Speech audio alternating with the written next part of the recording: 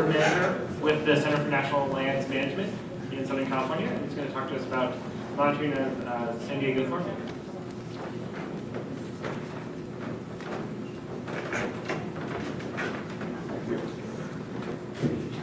Right click.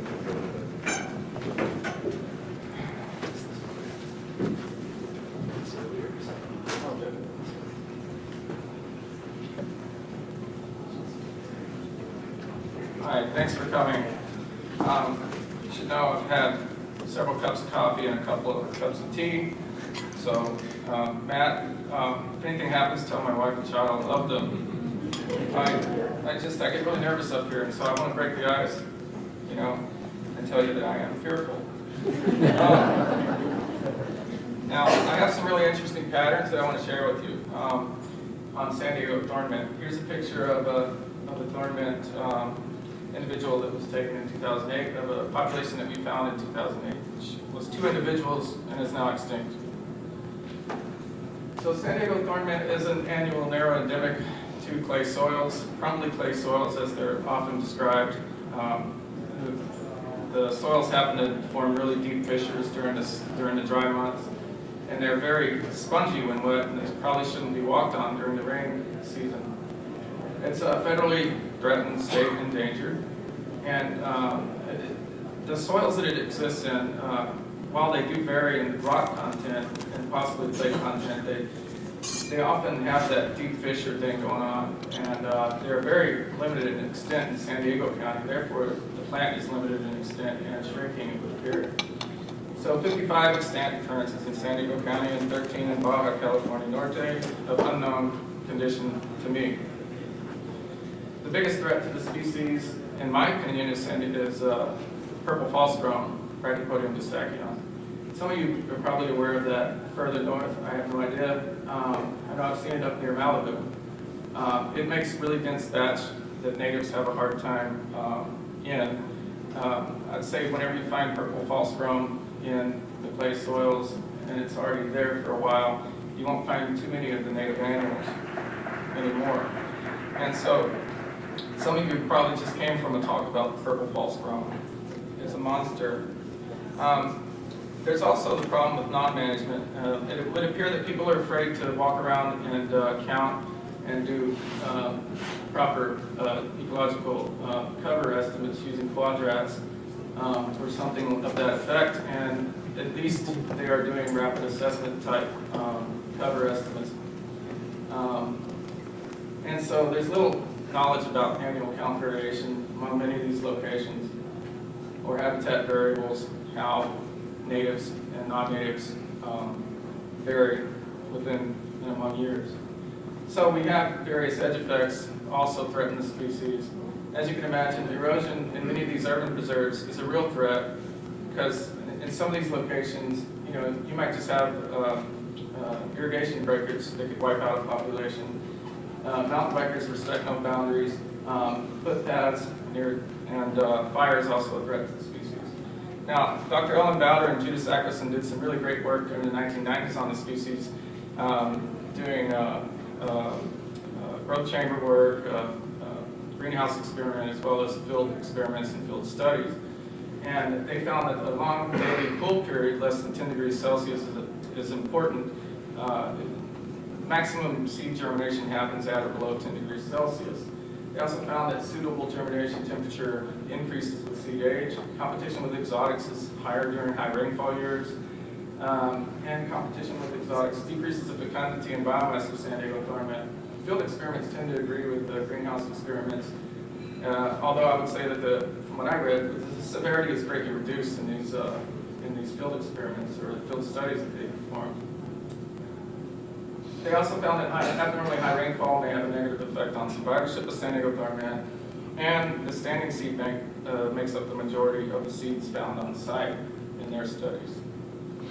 So you're not going to find, according to their studies, you're not going to find too many seeds lying on the ground, but lying in the plant in the calyces before they fall in the next rain. So I'm going to talk about weather stations and the locations that we manage in a little bit, but these are data from 2001 to 2014 in weather stations nearby the Manchester Preserve. and you have degrees Celsius as a response to monthly temperature on the x-axis. And you can see that December through February, and even into March, average low temperature tends to stay at or below, or actually far below 10 degrees Celsius. And so that, once December comes around, you happen to fall below that threshold identified in by Ballard and Sackerson's work. On your right is a distribution of San Diego thornmint in San Diego County, and that highlighted in red is blown up. On the left is the distribution of San Diego thornmint in San Diego County, and on the right is that area in red that's blown up. The yellow dots represent San Diego thornmint occurrences, and the pink squares represent weather stations that I used to draw these data from. Now, the furthest north is the one I showed you a picture of that is now extinct. Up to the right of that furthest north pink triangle, you have two dots. The northern dot is one that I manage. Outside of that is on county property, part of the same element occurrence. Further south from that to the southeast is the Rancho Costa occurrence. That's a separate element occurrence to the Carlsbad north occurrence. And then down in the city of Encinitas, further south, you see a cluster of yellow dots. That represents the Manchester population with the weather stations in pink again. The weather station in Carlsbad at Palomar Airport almost always provided very good daily information, very few missing values. But in the Solana Beach and Del Mar weather stations, you tended to have missing values, and so I would take the nearest weather station and fill those in for those missing values. And in 2013, you have a nearer station. It was in Encinitas that came up on weather underground that has dependable values. And so I used the best stations I could for the Manchester population data. So 3 element occurrences that we manage here, and we've been doing counts on all of them since 2006. Whenever you have less than 2,500 or so individuals, it's really much easier to count them than to try to estimate with quadrats. I can assure you that. You'd have to estimate about 50% of the population at Manchester to get, within 10% plus or minus variation. And so we just count, and that seems to be good enough for us. It doesn't take that long to perform.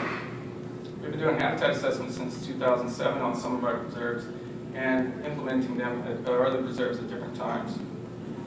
And the variables I used in a series of analyses are here in front of you. I included average low temperature, average high temperature. I looked at range as well for November through February, and as well as the periods that you see above over here, November through December, November through January, etc. And a good example of a rain year, if you imagine October 1st of 2013 through September 30th of 2014 is the 2014 rain year to me, and I think that's the proper way to do it. This first graphic is just an easy way to visualize what seems to be happening at Manchester. Here you have thornmint count in dark, and the dark line seems to mirror the December rainfall, which is represented by the bars. I believe that's in inches. On the right, you see a scatter plot of that relationship. Total December precipitation seems to be very predictive of thornmint count. Over on the lower left, the inclusive period of November through March precipitation has a more one-to-one relationship with thornmint count. But December precipitation has what you might call a tighter relationship. And the regression gives you a amount of variation explained on the right there at 59%. Now, average high temperatures for both of these separate analyses that I'm going to give you always, in both cases, tended to be January average high temperature giving me the best pattern. And here you see a relationship that is questionable, but it does provide a small correlation. And it increases in a multiple regression of December rainfall and January average high temperature together gives me the best fit, or the best result, the highest, or the lowest p-value, the highest variation explained at 66%, which is a 7% increase from rainfall alone, which isn't necessarily great. It's questionable. And at Carlsbad north of Rancho Costa, looking at the weather station data nearby those populations, you see that the best fit for precipitation determining thornmint counts is November through December precipitation. Again, early winter precipitation, late fall. So the most predictive period is November through December rainfall for that period. And a multiple regression for these two locations included together. Also, the best predictor of thornmint counts is average January high temperature. So when you put average January high temperature into a multiple regression with January rainfall at these sites, you get fairly decent amount of variation explained in the model. Now, all populations, whenever I included Manchester, Carlsbad North, and Rancho, Costa together in the same model, I wanted to point out that I'm using proportion of sum counts here now because Manchester always has anywhere between 1 and 5 times the amount of individuals in its population than Carlsbad North or Rancho, Costa. Therefore, I had to use the proportion of sum counts per site, and you would see if you use this that you'd see the same exact patterns per site, same scatter as well. So I'm using the proportions of sum counts here, and you can see that December is still the single most important month in determining thornmint counts, December precipitation that is. Now on the lower left, November through January precipitation provides a better fit at all three together, but the amount of variation explained isn't that much more than in December precipitation, although it looks like a better pattern. Now multiple regression using December through January precipitation and January high temperature. Keep in mind that I did multiple regressions multiple times, and this is the best performing model. December through January precipitation and January average high temperature. The amount of variation explained in this model is 45%. And you can see what looks to be a convincing pattern. Now, I always have to go to my notes on this part. So, the best way I could visualize for you a multiple regression result is to plug the actual temperature and rainfall data from each site and year into the model that you see below this graphic and regress against the actual proportion of sum counts, and that gives you a good display of the multiple regression results. I'm not giving you an R-squared here because that would be redundant. You know, the multiple regression gave me a good R-squared already. It should be the exact same R-squared if I performed a regression or did a correlation and squared it on that. So we see a one-to-one relationship. However, it tends to underestimate abundance at low precipitation. And so you see it kind of biased up from the origin there. But I'd say at mid, moderate, and high precipitation, I get a pretty good predictive model. So I don't have any indication why average high temperature would interact with rainfall. An analysis, local USGS person, Chris Preston, suggested also that average sustained high temperature is important. She did a logistical regression, additional logistical regression that was based on paired sampling of sites based on high estimates, low estimates throughout the range, more or less, of the species. So she has less precision on a site basis, but she has more information about throughout the range of those species. And so that also came up as important in her logistical regression model. And so she explained that as from others, suggesting that grass abundance and or size may be decreased by higher temperatures, but we've been keeping brachypodium out of these populations for several years, and so that doesn't answer it for me. So early season rainfall is important. Average low temperatures decrease by December to that below that maximal germination value identified by Ballard and Sakerson. If the December rainfall is important, is plentiful, it looks to be acute. More rainfall is on the way, and we're enough moisture to germinate and mature. And of course, average high temperatures in January seem to have a meaningful effect. I don't really know what that's all about. I looked for co-correlation, and I actually did analysis on the data to see if average, if El Nino, or I'm sorry, Santa Ana conditions tend to follow strong Pacific storms. That does not appear to be the case, and I talked to Weather Service, and they didn't see any relationship there either. So 2014 rain was really interesting to me. In Carlsbad, we got 1.92 inches, while down in Manchester, we got less than half of that.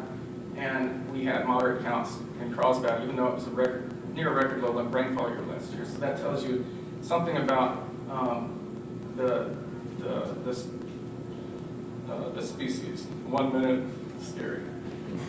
So climate variation may not harm thornmint as it does to the extent that it may other species. It appears amenable to a wide range of winter rainfall, seems to favor warm periods following adequate rainfall. Late winter rainfall appears suitable, and some climate predictions suggest that there will be less spring rainfall, and I don't think the species needs spring rainfall. We always monitor it in early April when it's flowering. It just needs winter rainfall, and sometimes I think if some predictions suggest it'll just be more fall rainfall and less winter rainfall, I think it will still do okay, but I can't tell you what's going to happen with climate change. And so these further research needed, I think I'm out of time. Really appreciate you being here.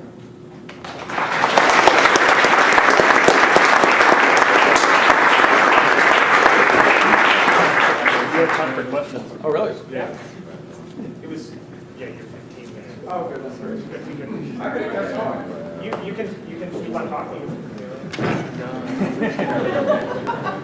Tell us something that you want to say. This just tells you that I should read directions more carefully. Okay, so there's some time for questions. So I'll go back and then you. Michelle Clapp Hughes. That was a really good talk. I envy your data. I'm curious, since in the time that you guys been monitoring, I don't think down in San Diego we had what we call an abnormally large rainfall. Did Ellen and Judah look into why? Because I remember when you were going through their conclusions, you said that they said that in abnormally high rainfall conditions, the abundance tended to go down. Did they explain anything why? Did they come up with any hypotheses as to why that might be, like inundation, killing the plant, or something like that? I don't completely recall. I've read all that section of that particular report, but I don't completely recall. It might have had something to do with the forbs being so abundant, but it could have also been just. I know in greenhouse conditions, you can kill this plant by giving it too much water. That's all I know. So we're working with the San Mateo thornmint, of which there's one locality.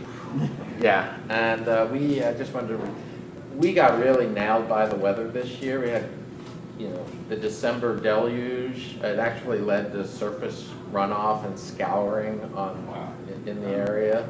And then with the drying, we now have like a detached crust of about 1 centimeter with the top being completely dry. So I have a feeling that shrink swell of the clay soils with the surface drying just nailed the roots of a lot of our seedlings.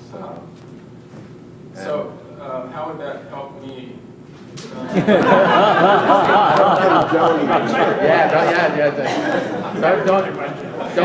Don't get 8 inches of rain over. Well, yeah, these are only 14 years. You should know it, and these are not reliable data, as experimental conclusions would tell you. Going out and data mining isn't necessarily reliable, but it's interesting. It's super interesting to me. And I think it's telling us something because our data agree with Chris Preston's data. And so we're onto something here. I don't know what's going on. Now, I would love to talk to anyone that can give me some suggestion as to why January average high temperatures appear important. Particularly if I can't find any co-correlation between strong Pacific storms and heat events that follow that. I have no idea what's going on there. Now, I don't see germination happening during the hot period, like as you say. It just seems these soils dry up really quickly at the surface, within days. According to Scott McMillan, he says within hours even, you'll have drying at the surface when the heat starts to hit. So what the heck's going on there? Is it because these seeds have been cast? Are they further below? And then they're germinating during that hot period? Maybe the soil temperature is warm enough to encourage root growth. Yeah, I know so little, Totally interesting stuff. All right, thank you. Thank you. Thank you.